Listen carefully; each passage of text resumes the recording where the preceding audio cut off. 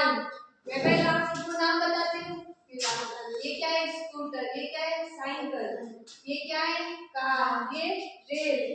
ये हवाई जहाज। और ये हेलीकॉप्टर। और ये क्या है?